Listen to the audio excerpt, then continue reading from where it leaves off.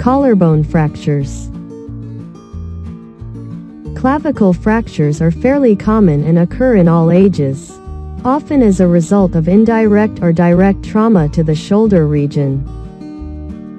In addition to orthopedists, clinicians working in emergency departments and general clinics should be familiar with the common presentations and complications of this injury, as well as basic management. The clavicle is shaped like an S letter.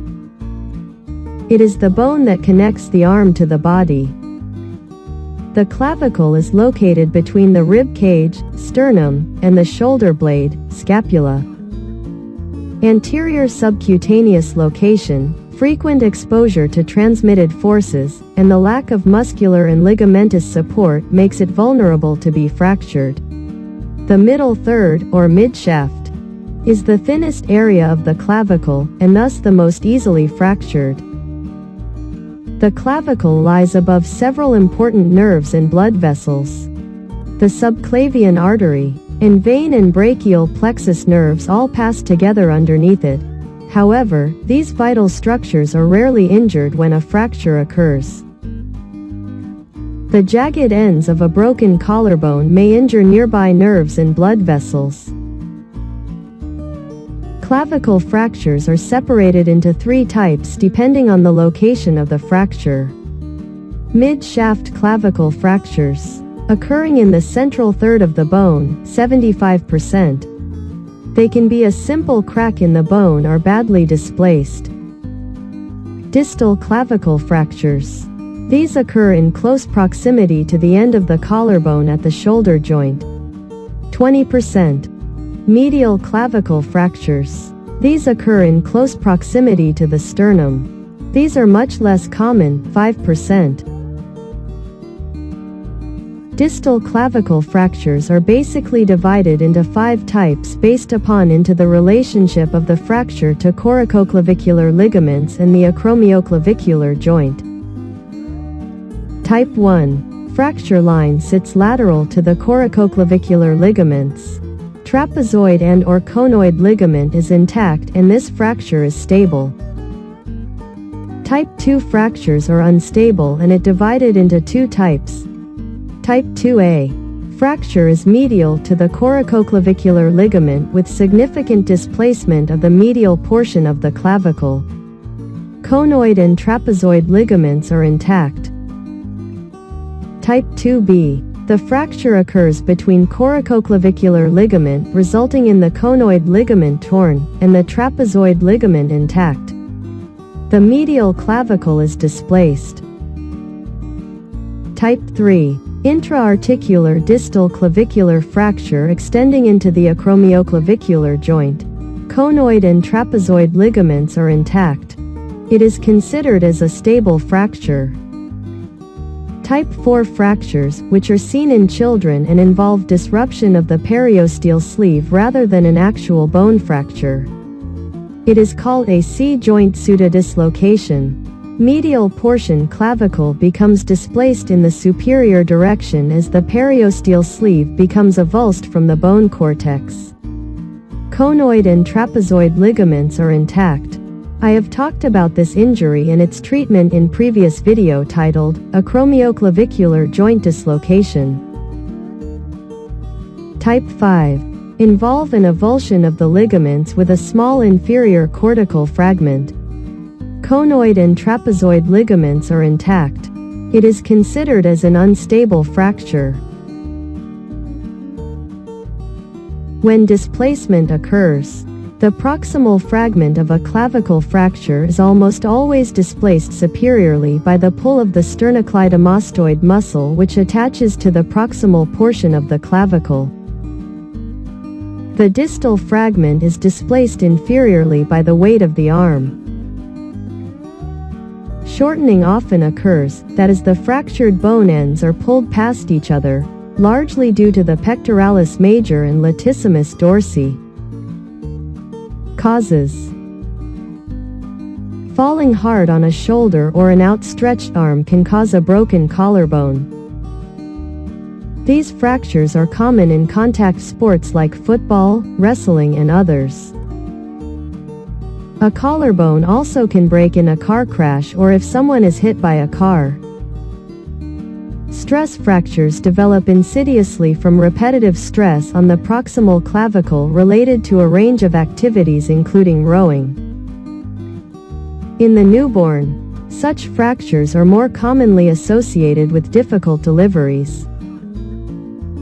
In children, if there is no history of trauma, then physical abuse must be considered.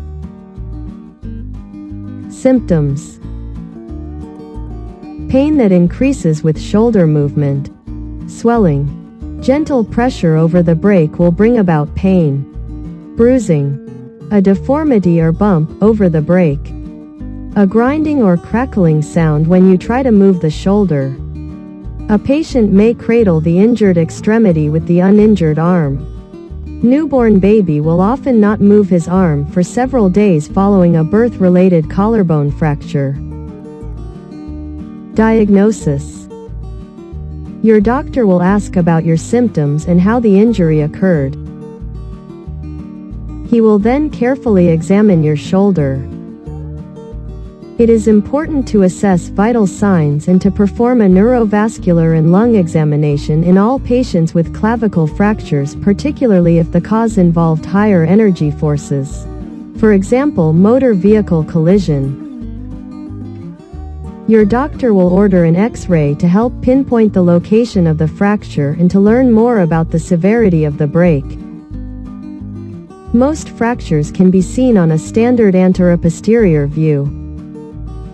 If a fracture is suspected but the anteroposterior view is unrevealing, a 45-degree cephalic tilt view can be obtained to better assess the clavicle. When shortening is present, an accurate measurement is necessary. It is best to obtain a posterior anterior plane chest radiograph and use this to compare the lengths of the injured and uninjured clavicles. In addition to inspecting the clavicles, the clinician should look closely for associated fractures of the scapula, particularly with high-force injuries. He may also order X-rays of your entire shoulder. A glenoid neck fracture combined with an ipsilateral clavicle fracture produces a floating shoulder, in which there is no stable bony continuity between the upper extremity and the trunk. This unstable injury requires urgent orthopedic management. Treatment: non-operative treatment is preferred for nearly all acute, non-displaced or minimally displaced clavicle fractures. Displaced fracture in children less than 12 years of age due to high remodeling in this age group. There is excellent remodeling within 1 year and the non-union or malunion is rare. Medial clavicle fractures which displaced anteriorly. Patients with complete displacement who decline surgery. Elderly patient who is unfit for surgery. A simple arm sling is usually used for comfort immediately after the break and to keep your arm and shoulder in position while the injury heals. Treatment with an arm sling is preferred over a figure-of-8 dressing because it is better tolerated and leads to similar outcomes. How long immobilization is needed depends on the severity of the injury. Range of motion pendulum exercises can be started as soon as pain allows. Bend forward at the waist and gently make circles with the arm. Pain medication can help relieve pain as the fracture heals. Applying ice to the affected area for 20 to 30 minutes every few hours during the first 2 to 3 days after a collarbone break can help control pain and swelling. You will need to see your doctor regularly until your fracture heals. During these visits, you will do X-rays to make sure the bone is healing in a good position. Bone union usually takes 3 to 6 weeks for children and 6 to 12 weeks for adults. Healing may take longer in diabetics or in people who smoke. A newborn's collarbone that breaks during delivery typically heals with only pain control and careful handling of the baby. You can use a special splint for infants. Union of newborn babies usually occurs at approximately 1 week. After a clavicle fracture, it is common to lose some shoulder and arm strength. Once the bone begins to heal, your pain will decrease and your doctor may refer you to physiotherapy to start gentle shoulder exercises to prevent stiffness and weakness. Emergency referral to surgery within 24 hours is required for adults and children who have open fracture, severe displacement that threatens the skin integrity because of high risk for converting to open fracture, posterior displacement of proximal third clavicle fractures because it threatens vital organs, neurovascular injury. Urgent surgery within a day or two is required for floating shoulder. Adults and children over the age of 12 years are referred to scheduled surgery for shortening of more than 2 centimeters or more. Or if the displacement is more than 100%, the fractured ends aren't touching at all. Or when the fractures are highly comminuted, a symptomatic malunion or a non-union after 16 weeks. Multiple traumas when mobility of the patients is desirable. Options for operative management are open reduction with plate fixation. Or, less commonly, intramedullary fixation for midshaft fractures. Intramedullary fixation is good, but the plate remains the preferred option for many surgeons. Recovery and rehabilitation after clavicle fractures. Typically a sling is used for a week or two to allow for healing of the incision. After surgery, because the clavicle lies directly under the skin, you may be able to feel the plate through your skin. A large bump over the fracture site may develop as part of the healing process. This lump is easy to see because it's close to the skin. This usually gets smaller over time, but a small bump may remain permanently in some adults. Plates and screws are not routinely removed after the bone has healed unless they are causing complications. With intramedullary fixations sometimes involving removal of the hardware once the bone is healed. Most people return to their regular activities within 3 months of their injury. Your doctor will tell you when your injury is stable enough to do so. Returning to regular activities or lifting with your arm before your doctor advises may cause the fracture fragments to move or the hardware to break. Physical therapy plays an important role in returning back to the normal activities, and it's vital to work with the physiotherapists to get full function back in your shoulder.